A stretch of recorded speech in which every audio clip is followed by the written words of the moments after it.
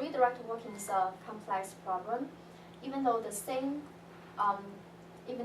algorithm, they can perform differently based on different the experiment setup. So I will try to optimize the heuristics. I can optimize the weights of the heuristics to see whether different weight assignment of the heuristics will result in a better performance. The current studies, they have some initial study to show we might improve the redirect walking performance by using the dynamic redirect walking techniques. But no, we haven't found any studies. They say how the user reacts to the dynamic manipulations which we insert into the virtual world. For example, when the user walk 5 meters walk 5 meters, if we insert translation gain of 2, he will always detect we insert those manipulations. But if we insert the translation gains slowly starting from the translation gain of 1, and then slowly increase it, we don't know whether he will notice that or not. So I propose a few perceptual studies.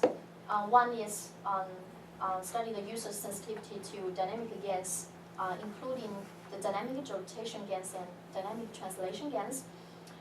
I also propose to run perceptual studies that to investigate the search performance of my proposed solutions. Here is one of the work that I finished for the sensitivity to dynamic rotation gains. In this experiment, we investigate 4 types of dynamic rotation gains. We gradually increase or decrease the rotation gain, or we abruptly increase or decrease the rotation gains. The figure shows one example. This graph shows how the user turned in the real world. In every trial, we let the user to rotate 360 degrees in the real world and ask him to turn at even speed. The T1, T0 to T7 are 8 observation time slots. Here in the graph in the middle, we insert a gain jump, which is we jump from the rotation gain 1 to 0.5. So at the beginning, the user start to turn, and we insert a rotation gain of 1, which means we have no manipulations for the virtual world. Once he has turned 180 degrees to here, and we instantaneously change the rotation gain from 1 to 0.5. And then this rotation gain remains until he finishes. For the study of gradual gain, we at the time he starts to turn, we insert the rotation gain of 1 into the virtual world. As he turned, we gradually decrease the rotation gain from 1 to 0.5. When he finishes, he will finish with a rotation gain of 0.5. So our experiment shows the user are less sensitive to dynamic rotation gains than the fixed rate of rotation gains, but their judgments are biased depending on the rotation gains when they start.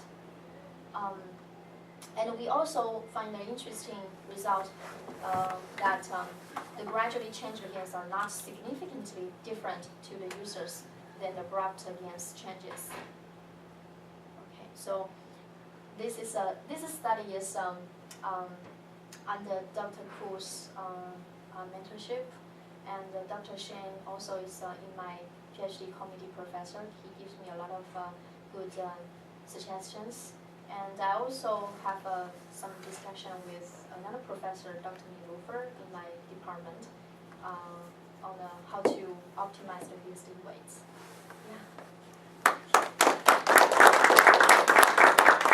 And I think we lose the room in a couple minutes. But see if there's any quick questions. Yeah.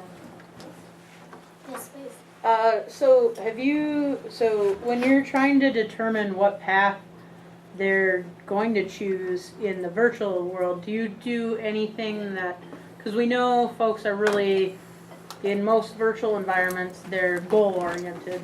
So even like in reading text or graphical information, they will look at certain areas based on their goals. Do you consider using any of that as a heuristic in your future algorithms? Do you talk about simulation or the perceptual studies I'm going to run in the future? So you're just going to do perceptual studies. So like there's a classic one where you're given the same picture, but given different questions with that picture. So one is how many people are in the room. Your fixations on the room are much different than if you're asked how many windows are in the room or something. So I mean, does that kind of play into path selection as well?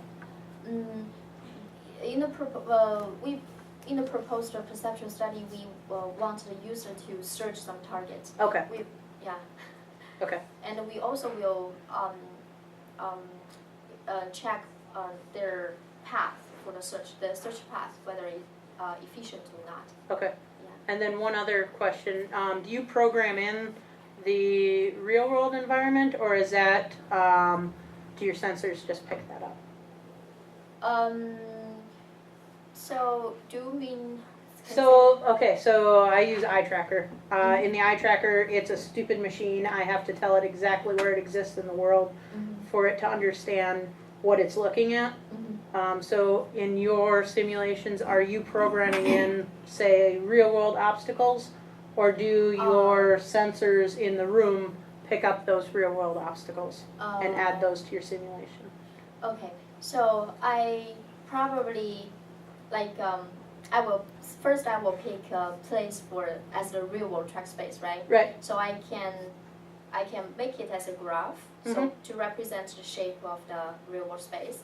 If I have any obstacles looking inside, I will match the size and dimensions, and also representing the shape in the real world representation. Okay. So you basically tell it where it's living. Yeah. Tell the system where it lives. Okay. I also, for this algorithm to work, I also need geometry for the virtual world, so I can calculate. Yep. I recently designed AI natural worker, which is I just program to let the AI to naturally walk in the virtual world space. I used the Visor 4.0. It provides some functionality that can detect the collisions. So in this way, I don't need to know where is the virtual obstacle. It's automatically detect the collision. And so I can use that functionality to detect how long I'm with that obstacle and get around that. Okay. So, any other questions? I can keep going, but I've got more. So one of the first approaches was you just, it finds out that there's a wall in front of you, and then it says, hey, in the real world there's a wall in front of you, let's have you turn around but not affect the virtual environment. Is there an approach where instead of doing that, you actually just turn the virtual environment so they realize, okay, I'm now looking at a wall in the virtual environment, let me turn around and go back? I think, yeah, we can do that. Is that more or less intrusive to have it rotate for you than to have your body rotate and have it not affect the environment? There were two cases. We want to rotate the virtual world. One is at the time no navigable space in front of the user, so we have to stop the user and rotate him.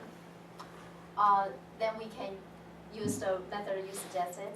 The other way is the user still walking and he still has the navigable space in front of him, but we want to rotate him so he can has a good orientation in the real world space, and he can maybe have more navigable space or longer path to walk in the real world. In this case, we would like to implicitly rotate his path without his detection. So Generally, the manual reorientation is the most intrusive, and so it's to be avoided if at all possible.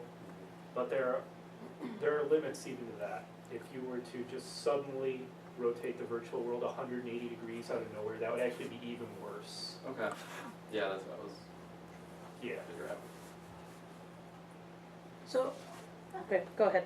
When we think of algorithm, we think of mathematical equations, functions. Why we don't combine them in the slides? Are they very easy? I don't know. Some parts are easy and some parts may not be easy. Like the optimization for the weight assignment, the assignment of the heuristics, it could time consuming. I might use the data mining techniques or some other AI techniques to find a good assignment. And right now I haven't found a good way to do it.